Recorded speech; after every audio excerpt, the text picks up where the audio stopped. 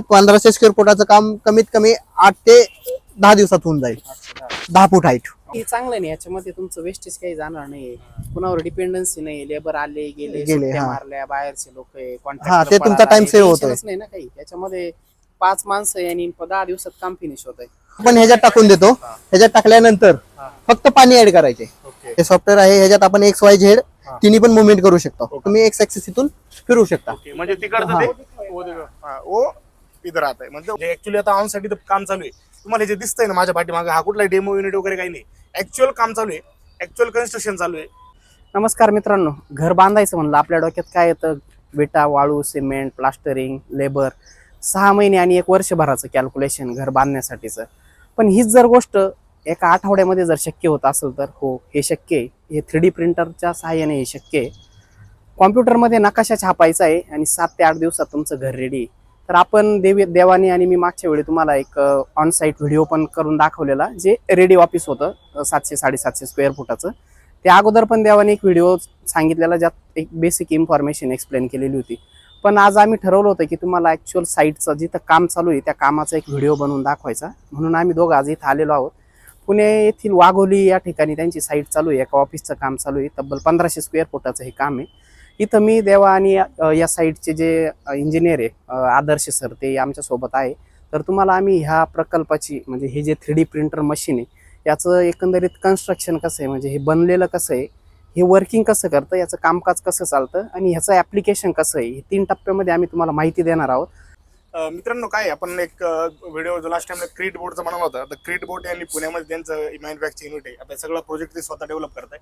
तर ह्या जी 3D construction printing, आपण मागच्या 1 वर्षापासून या गोष्टी 2-3 व्हिडिओ पण झाले आपले. पण यामध्ये काय बऱ्याचशा लोकांच्या कमेंट्स आल्या की यामध्ये असा इश्यू आहे किंवा यामध्ये काय छोट्या स्केलसाठी आणू शकत नाही, किंवा आहे यामध्ये बरेचशा अजून टेक्नॉलॉजी नवीन आहे. यामध्ये बऱ्याचशा गोष्टी आहे की ज्या काही अजून आलेले नाहीये किंवा ज्यामुळे प्रॉब्लेम्स होतात. ते काही समजा काही ठिकाणी तुम्ही क्रॅक्स आलेले बघितले असाल, काही ठिकाणी बऱ्याचशा गोष्टी चालू आहे. काय आता टेक्नॉलॉजी नवीन आहे, पण ज्यावेळेस टेक्नॉलॉजी हळूहळू इम्प्रूव्ह होते किंवा त्यामध्ये ती सर्वसामान्यांपर्यंत किंवा छोटे छोटे प्रोडक्ट ज्यावेळेस होतात त्यामध्ये बरेचसे इम्प्रूव्हमेंट होतात. तर आपला हाच उद्देश आहे. जसं सचिनने सांगितलं की आज आम्ही डायरेक्ट ऑन साईट आलेलो आहे. आता इथे तुम्ही बघू शकता, हा त्यांचा प्रिंटर आहे. म्हणजे ऍक्च्युअली आता ऑन साईट इथं काम चालू आहे. तुम्हाला जे दिसतंय ना माझ्या पाठीमागे, हा कुठला डेमो युनिट वगैरे काही नाही. ऍक्च्युअल काम चालू आहे, ऍक्च्युअल कन्स्ट्रक्शन चालू आहे. आणि ऍक्च्युअल जो एक ऑफिस आहे, म्हणजे एक आता इथं रिअल इस्टेट बिल्डरचा एक प्रोजेक्ट येणार आहे. त्यांच्यासाठी त्यांचा जो रिसेप्शन एरिया किंवा प्रोजेक्ट ऑफिस असेल त्यासाठी त्यांनी हा बनवलेला आहे. याचं काम चालू आहे. 2 दिवस झालेलं आहे काम चालू होऊन, आणि आता एवढं प्रिंटिंग झालेलं आहे. तर आता सध्या मशीन क्लिनिंग प्रोसेस आहे. याचं ऍक्च्युअल पण जेव्हा चालू होईल, जेव्हा प्रिंटिंग चालू होईल लेअर बाय लेअर, ते पण आपण या व्हिडिओमध्ये दाखवणार आहे. त्यामुळे हा व्हिडिओ शेवटपर्यंत नक्की बघा. आणि आता याचे जे आदर्श आहे आपण त्यांच्याशी बोलणार आहोत. नमस्कार सर. नमस्कार सर, आता हे किती दिवस झाले तुम्हाला काम चालू करून? हे 2 दिवस झाले काम चालू. पण हे पहिल्यांदा मशीन असेंबल कसं झालं, याचं कन्स्ट्रक्शन कसं, हे एकदा सगळ्यांना सांगा की हे कसा आहे, हा ट्रॅक कुठं फिरतोय, किती याला लिमिटेशन आहे, ही माहिती द्या. मशीन विषयी पहिली माहिती. रेल्वे सारखा ट्रॅक दिसतोय. आपला हा जर रेल्वे सारखा ट्रॅक दिसतोय, हा ट्रॅक आपला 6 मीटरचा एक ट्रॅक असतो. ओके. 6 मीटरचा ट्रॅक झाल्यानंतर हे जी मशीन दिसते तुम्हाला, हे सगळे पार्ट आपले वेगवेगळे होतात. बर. जे तुम्ही गाडी बोलवली तर त्यात असं आपण डायरेक्ट मशीन उचलून ठेवू शकत नाही. बरोबर. त्यामुळे आम्ही नट बोलतात हे मशीन केलेलं आहे. हा जो पार्ट आहे हा सेपरेट होतो. हा जो मधला पार्ट तुम्ही बघताय तो सेपरेट होतो. पलीकडचा पार्ट सेपरेट होतो. हे जे वरचे जे आहे ते पण सगळं सेपरेट होतं. म्हणजे एक अल्युमिनियम फ्रेमवर्क आहे, जे 3 सेगमेंट मध्ये डिवाइड केलेलं आहे. 2 साइडला व्हर्टिकल कॉलम आहे, एक हॉरिझॉन्टल कॉलम आहे, आणि हा एक रेल्वे सारखा आपला ट्रॅक आहे जो 6 मीटर याची लांबी. पण मग 6 मीटर कमी जास्त होतं, जसं प्रोजेक्ट नुसार वाढ पण कमी पण करू शकता तुम्ही याला. कारण समजा एखादा जर तुम्हाला आता इथं किती मीटर अंतर आहे टोटल? हे टोटल आपलं 24 मीटर आहे. 24 मीटर आहे. आता समजा आता 50 मीटरचा प्रोजेक्ट आहे, 50 मीटर तुम्हाला एका लाईन मध्ये पेंट करायचं आहे, त्यावेळेस हा ट्रॅक पण तुम्हाला वाढणार आहे. हा ट्रॅक आपला अनलिमिटेड वाढतो. जसं तुम्ही आणि तुम्हाला लिमिटेशन फक्त एक्स ला आहे. हा जो मधला तो पार्ट दिसतोय त्याला लिमिटेशन आहे. झेड मध्ये मीटर पर्यंत एक्सटेंड होतो. आणि हाईटला किती वाढू शकतो आपण त्याला? आता तर आपण G+1 केलेली आहे. G+1. आपली किती मीटर आहे हाईट? टोटल आपली 22 फूट आहे. 22 फूट म्हणजे 11 फूट. G+1 20 फूट तुम्ही प्रिंटिंग करू शकता. म्हणजे साधारणतः 10 फूट आपला एक फ्लोअर असतो. 10 ते 20 फूट. आतापर्यंतच एवढंच लिमिट आहे का याच्यापेक्षा जास्त केलेले आपण G+2 G+3? एवढंच आहे लिमिट. तर आपल्याकडे आपलं नवीन असल्यामुळे आपण G+1 डेव्हलप केलेले आहे. आणि याच्यात चालू आहे G+2 पर्यंत. ओके. पण G+1 ज्यावेळेस करता आता, म्हणजे आता यामध्ये G+1 जर तुम्हाला करायचं आहे, G+1 साठी तुम्हाला याच्यामध्ये RCC रेन्फोर्समेंट प्रोव्हाइड करावं लागेल. RCC रेन्फोर्समेंट द्यावं लागेल, कारण हा लोड तर डायरेक्ट वरचा लोड, भिंतीचा लोड या भिंतीवर येणार नाही.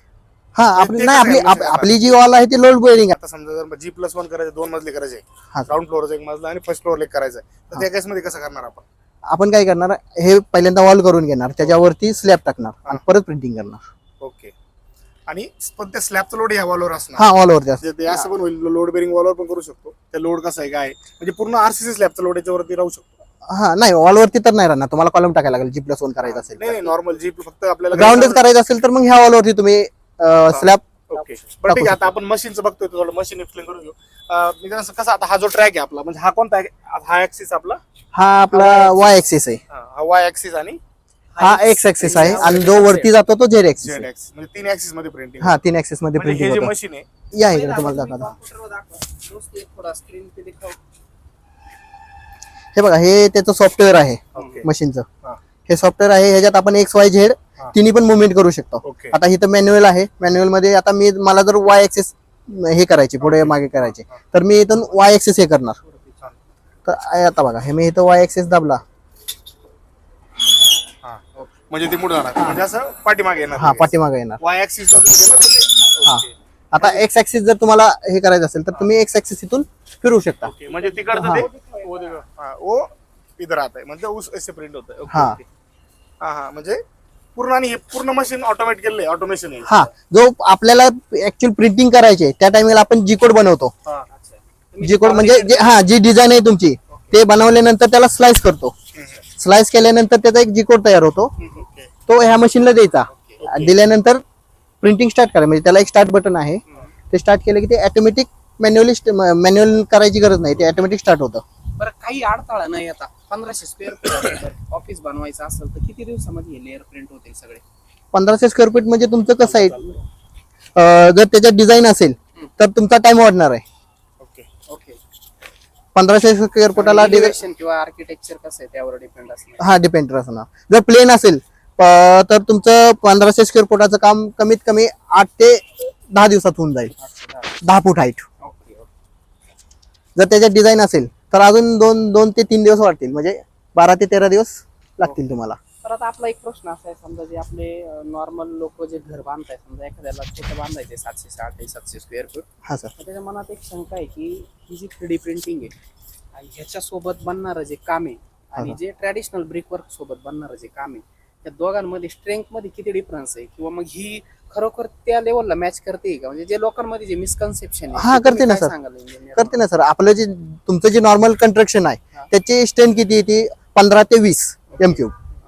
आणि आपली जी आहे ते 40 M3 पासून चालू होते, म्हणजे ऑलरेडी आपण M40चं. मटेरियल वेगळं आहे. हा हा मटेरियल बघू आता असं हा आहे ना आपल्याकडे मटेरियल पण बघा. म्हणजे कसं आहे, आता जो मागचा व्हिडिओ होता, जो आपला जो रील होता, जवळ त्याला किती 10 लाख 1 मिलियन पर्यंत आपला व्हिडिओ केला होता तो. त्यामध्ये बऱ्याच जणांचं हाच होतं की लॉंग लास्टिंग किती याची, म्हणजे याची ड्युरेबिलिटी किती, 100 वर्षाची चालेल, आणि समजा याची कॉस्टिंग पण किती. जर कमी दिवसात होतंय, 10-15 दिवसात जर पूर्ण घर होतंय, तर याची फक्त नुसतं होण्याची मतलब हे नाहीये की ते पुढे किती दिवस ते चालणार आहे, किती दिवस त्याचं कन्स्ट्रक्शन क्वालिटी व्यवस्थित राहणार आहे, हे पण गोष्टी आहे. कारण बऱ्याचशा ठिकाणी असे व्हिडिओज आपण बघितले असेल की 3D प्रिंटिंग मध्ये वॉलला क्रॅक जातात किंवा बऱ्याचशा गोष्टी होतात, पण ते त्यावेळेस काय ती टेक्नॉलॉजी नवीन होती, ते जुने व्हिडिओज बघतो आपण. पण सध्या जे आता बरेचसे इम्प्रुव्हमेंट झालेले मटेरियल मध्ये पण, म्हणजे याचं मटेरियल पूर्ण वेगळं आहे तुमचं. हा पूर्ण वेगळं आहे. आपण लास्ट टाइम आपण जिथं व्हिजिट केली तिथं ऍक्च्युअली त्यांचं R&D सेंटर पण आहे. R&D सेंटर वगैरे सगळं बऱ्याचशा ते गोष्टी जुनं होतं, trial error 2024 मध्ये प्रिंट झाले. हा. एअरपोर्टच्या खूप जवळ आहे, त्याच्यामुळं तुम्हाला प्लेनचा पण आवाज येणार. एअरपोर्टच्या खूप जवळ आहे. आता इथं हा जो आहे, म्हणजे याने प्रिंट होता, हा जो नोझल लावलेला आहे यांनी आपण मटेरियल प्रिंट करतो. याचा जो फ्लो आहे फ्रंटचा फ्लो, हा सर. हा कंट्रोल करू शकतो आपण. हा, control करू याचं शकतो. diameter एवढंच असणार आहे. नाही, आपला नोझल आपला चेंज होतो जसं तुमचे वॉलची थिकनेस असेल, हा त्यानुसार आपण नोझल, हा पण आपला 25 mm पासून ते 80 mm पर्यंत नोझल आहे. त्याच्यावर तुम्ही स्ट्रेंथ 25 mm ला तुम्ही 30 mm 35 mm पर्यंत घेऊ शकता, आणि जो लास्ट आपला 80 mm चा आहे त्याच्यावर तुम्ही थिकनेस 120 पर्यंत घेऊ शकता. आता क्लिनिंग चालू आहे. हा, आता हे क्लिनिंग चालू आहे. किती वेळेनंतर करावं लागतं आणि का करावं लागतं? क्लिनिंग सर आपल्याला नेक्स्ट, म्हणजे आपला हा आजचा पार्ट संपला, आपण दिवसातून कसं आहे, छोटं स्ट्रक्चर असेल तर 2 फुटापर्यंत उचलतो, आणि उचलल्यानंतर हे क्लिनिंग करायला लागतं. जर क्लिनिंग नाही केलं तर हा जो पाईप आहे तुमचा मागचा, तो जाम होऊन जातो. त्याच्यामध्ये मटेरियल सेट होऊन जातं. हा, मटेरियल सेट होत जातं. जे कॉन्क्रीट आहे ते त्यात सेट होईल. हा, त्याचं सेट होईल. ते जर सेट झालं तर तुम्ही उद्या प्रिंटिंग करू शकत नाही. ओके. आणि त्यामुळे हे क्लिनिंग करणे गरजेचं आहे. याच्यामध्ये एक प्रश्न असा होता माझा, आता हा आपला झाला, तो आपला झाला वाय ऍक्सिस, वाय ऍक्सिस हा झेड ऍक्सिस, आणि हा हा जो जो होतो. आता हे जे रोटेशन होतं याचं, हा. तर याचं रोटेशन कसं होतं? हा फिक्स आहे, म्हणजे हे एक्स ऍक्सिस आहे. हे मशीन तुमची 360 डिग्री मध्ये फिरते. नाही याचा कर्व करायचा, कर्व कसा होतो? कोणता हा कर्व ना, हा. ह्याला तुमचा वाय ऍक्सिस पण आणि एक्स ऍक्सिस पण सोबत फिरतो. कोऑर्डिनेट बेसिसवरच करतंय. हा. त्याला रेडियस दिलेला असतो. जसे दिलेले तसं ते मशीन रोटेट होते सेम. म्हणजे कोणत्या पण शेप मध्ये, हा. माहिती जवळ आहे थोडा आवाज नाही. म्हणजे कोणत्या पण ऍक्सिसला, कोणत्या पण याला, म्हणजे कोणता पण कर्व देऊ शकतो, हा, कोणता पण shape कर्व देऊ देऊ शकतो. फक्त 90 डिग्री सोडून. फक्त यासाठी एकच गोष्ट म्हणजे अशी की जिथं काम करायचं तिथे तुम्हाला हे पूर्ण इन्फ्रास्ट्रक्चर घेऊन जावं लागतं. हा, घेऊन जायला कारण हे पूर्ण याचे गर्डर्स, Girders. याचा ट्रॅक, हे तुमचं मशीन, म्हणजे सगळं तिथं तुम्हाला जागेवर न्यावं लागतं. जागेवर नाही लागतं. जिथं तुमची जागा आहे तिथून हे ट्रॅक लावण्यासाठी 3 फूट आणि तो ट्रॅक लावायसाठी 3 फूट म्हणजे असे एकदम दोन्ही साईडला जागा सोडून सोप्या द्यायला आणि साध्या भाषेत जर याचं वर्किंग सांगायचं झालं तर XYZ मध्ये मोमेंट होती, एक रोबोटिक आर्म्स आहे, एक अल्युमिनियमची फ्रेमवर्क आहे. हा हा इकडे याला एक लिमिटेशन दिलेलं आहे हा, X मध्ये. X मध्ये. Y मध्ये लांबी किती होऊ शकते हा. आणि Z मध्ये पण लिमिटेशन आहे लिमिटेड. हा, G+1 आता तर G+1 आहे. आर्म्स वर तुम्ही हे कंट्रोल करू Control शकता, करू याचा शकता. फ्लो किती वॉलची थिकनेस हा. ठेवायची ती. ओके. आणि बेस प्रोग्राम आहे त्याला Computer कॉम्प्युटर वरती करायचा. fit केलेला आहे. नकाशामध्ये तुमचं जसं 3D प्रिंटिंग आहे तसे त्याचे कोऑर्डिनेट रिलीज होणार तुमच्या सॉफ्टवेअर मध्ये आणि ते प्रिंट करणार. हा, हा जसं- त्याचा एक बेसिक बेसिक झाला. हा, वर्किंग प्रिन्सिपल आहे. म्हणजे आता हे काम चालू आहे सध्या लाईव्ह. आपण आता हे तुमचं म्हणजे इथं काय आहे? इथं आपलं Material हे तुम्ही आता मटेरियल, तयार हा मटेरियल बनवायचं हे आहे. आपला हा जो आहे गोल तो मिक्सर आहे ओके. आणि जो खाली दिसतोय तो पंप आहे. पहिल्यांदा आपण काय करतो की आपल्या याच ओके, म्हणजे यात मटेरियल तयार होतं का? हा सांगतो ना सर.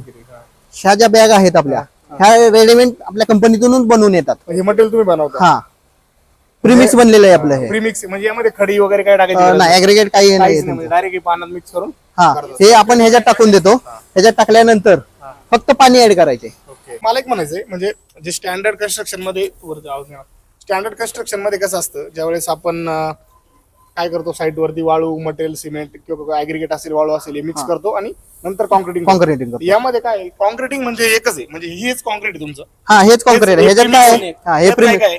ह्याच्यात काय आहे? आपली सँड आहे, सिमेंट आहे आहे का? बघा मिळेल का? ऍड मिक्सर आहेत. एखादं सॅम्पल आहे हे आहे ना. आहे नाही ते. आता हे बघा, हे जे आपलं प्रीमिक्स आहे. हे प्रीमिक्स आहे का? हा, म्हणजे यामध्येच, म्हणजे आता याची किती स्ट्रेंथ आहे? M40 ची स्ट्रेंथ आहे आपल्याला ह्या म्हणजे मध्ये. याची M40 स्ट्रेंथ आहे. म्हणजे हे जर पाण्यात मिक्स केलं हा. आणि याची जर स्ट्रेंथ कॅल्क्युलेट केली, जर याची कॉम्प्रेसिव्ह स्ट्रेंथ किंवा स्ट्रेंथ केली, तर M40 ची स्ट्रेंथ M40 ची येणार तुम्हाला. पण म्हणजे त्यात काय आपलं- पाण्याचं लिमिटेशन आहे. तुम्ही जर आता आपलं 66 किलोला आपण पाणी टाकतो, ह्याच्यात 8 लिटर ते 8.5 लिटर. ह्याच्यात जर तुम्ही 10 लिटर पाणी टाकलं तर ते स्ट्रेंथ कमी होणार. वॉटर रेशो पण आपण ह्याच्यात सेट केलेला आहे. Water ratio. ओके, बरोबर. पण आता यामध्ये काय काय? ह्याच्यामध्ये सिमेंट आहे, सँड आहे, ओके.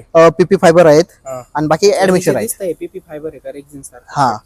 पण हे तुमच्या कंपनीचं पेटंट असेल ना हा, स्वतःचं? आमचं स्वतःचं कंपनीचं पॅटर्न आहे. म्हणजे बाहेर कोणी बनवू शकत नाही नाही generally. बनवू शकत. यांनी R&D खर्च केलाय ना. हा. म्हणजे ऍक्च्युली मित्रांनो, हे जे मटेरियल आहे हे स्वतः यांनी बनवलेलं आहे.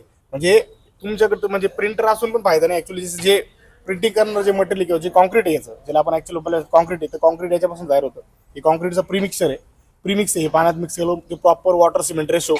सिमेंट पण याच्यात आहे, फक्त वॉटर रेशो दिल्यानंतर ते बरोबर ते कॉन्क्रीट त्या पाईपद्वारे जातं आणि तसं प्रिंट करतं. हे ते आपण रॉ मटेरियल पण याचं बघितलं तर म्हणजे तुम्ही हे मटेरियल यात जातं. हा, ह्याच्यात टाकतो आपण. ओके. ह्याच्यात टाकल्यानंतर हे फिरवतो. ओके. फिरवल्यानंतर Mix हा होतं. परत पाणी टाकतो. पाणी टाकल्यानंतर हे 5 ते 7 मिनिट ओके. मिक्स करून घेतो प्रॉपर. ओके. मिक्स केल्यानंतर ह्याच्यात टाकायचं. जी ह्याच्यात हा आपली पारंपरिक पद्धत आहे की खडी 10 टोकऱ्या हा, हा, टाकायच्या, हा. त्याची गरज नाही. असेल, एक सिमेंटची गोण, मग ती पाणी टाकून मिक्स करतो. त्याऐवजी ही गोणी हा, हे घ्यायची, गोणी टाकायची आणि पाणी पा- मिक्स करायचं, 7 मिनिटाचा टाइम द्यायचा आणि डायरेक्ट त्या पाईप हा, फ्लो ह्याच्यात टाकायचं. ह्याच्यात टाकल्यानंतर ते पाईपद्वारे तिकडून जातं. आणि यामध्ये व्हिडिओमध्ये तुम्हाला बऱ्याचशा गोष्टी दिसते, कारण पाठीमागे तुम्हाला ऍग्रीगेट दिसत असेल, हे दिसत असेल, पण हा वेगळा पार्ट आहे. ही जी स्टँडर्ड कन्स्ट्रक्शन आहे, म्हणजे या बाजूला तुम्ही जर आले इकडे, आता यामध्ये तुम्हाला 2 टाईपचं कन्स्ट्रक्शन दिसेल. आता हे पुढे 3D प्रिंटिंग चालू आहे आणि पाठीमागे जर AC ब्लॉक मध्ये चालू आहे, जे नॉर्मल ब्रिक वर्क चालू आहे आणि वरती पत्रा वगैरे, म्हणजे हे एक स्टँडर्ड कन्स्ट्रक्शन आहे, जे साधं कन्व्हेन्शनल. आणि या ठिकाणी 3D प्रिंटिंग चालू आहे, त्यामुळे हे मटेरियल वेगळं आहे आणि याच्यासाठी लागणारं मटेरियल कम्प्लीट वेगळं आहे. हे त्यांचं याला काय म्हणते मशीनला? मिक्सर. मिक्सर आहेत. मिक्सर आहे. हा पंप आहे, हा मिक्सर आहे. तो मिक्सर, हा त्याचा दोन पंप पंप आहेत. म्हणजे हे सगळं ऑटोमॅटिक होते, म्हणजे आता ज्यावेळेस चालू होतं तर मटेरियल आपोआप पाईप मधून त्यातनं जातं का? हा आपोआप जातं. ह्याच्यात आपण हे दिलेलं आहे. याच्यातून यात मटेरियल येतं. हा ह्याच्यात मटेरियल येतं. खाली एक हे लावलेलं आहे आपण, रॉड लावलेला आहे आणि त्याला एक हे दिलेलं आहे. ओके. जे तुमचा आरएमसीचा ट्रक असतो हो हो. त्याच्यामध्ये आतमध्ये कसं ते मटेरियल पुश करायला फॅन लावलेला असतो, तसा सेम फॅन लावलेला आहे. ओके. इथून हा पाईप जोडला जातो हा आणि पाईप तिकडे जातो. तर हे असे म्हणजे हे जे आता फक्त आपण मशीन बघितलं, आता ऍक्च्युअल प्रिंटिंग आपण बघणार आहे. नाही, एक प्रश्न अजून पण राहिला माझा, की समजा हे मी तुम्हाला पहिल्यांदाच विचारायला पाहिजे होतं, हा सर. की ह्या कामाची कॉस्टिंग आणि ट्रॅडिशनल ब्रिकवर्कची जी कॉस्टिंग आहे, सेम काम आहे. समजा 1500 स्क्वेअर फूट बनायचंय मला रॉ स्ट्रक्चर, हा सर. तर किती खर्च होतो? याचा जास्त आहे की नाही, आपल्या कामाचा जास्त आहे. आपल्या कामाचा जास्त आहे. आपल्या कामाचं कसं आहे माहिती आहे का, पूर्ण कॉन्क्रीट मध्ये असल्यामुळे आणि डिझाईन वर्क असल्यामुळे 25 ते 30% आपला खर्च जास्त आहे. जास्त. ओके. म्हणजे जर 1000 रुपये स्क्वेअर फीट तर ते पडत असेल तर हे 1200 रुपये 1300 रुपये स्क्वेअर फीट पर्यंत पडतं. हा सर. पण मग याच्यामध्ये तुमचा टाइम जो आहे तो अगदी वर्षभराचा सेव्ह होणार आहे. हा वर्षभरात यामध्ये सेवा असं नाही की तुमचा खर्च पण वाचणार आहे. यात खर्च थोडा काहीच जास्त आहे किंवा किंबहुना सेम पण राहू शकतो, ते थोडा वाढू शकतो.